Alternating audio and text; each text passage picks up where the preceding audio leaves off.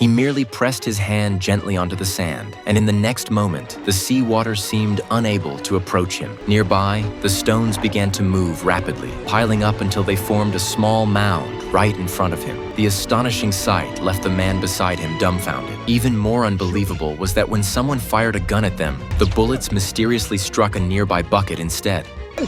What they didn't realize was that all of this came from the boy's superhuman ability. He was a super clone, created through genetic modification. Of course, his powers went far beyond this. If someone were injected with the blood from his bone marrow, even a person suffering from any disease could instantly become full of life, and might even gain immortality. The laboratory had named the boy Daniel. Because of his incredible abilities, he had also become a target for many conspirators. A few days ago, the scientist who created Daniel had been assassinated at home.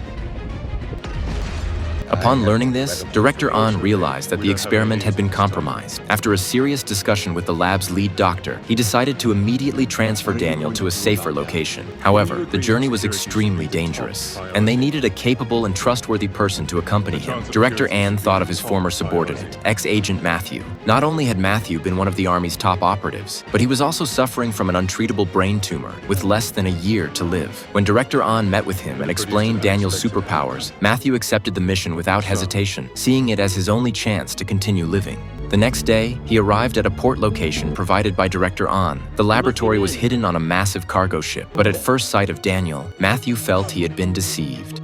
It's not like people can just say that would be ridiculous. Just look at him. He looks like a normal kid. He's anything but. Let me show you something.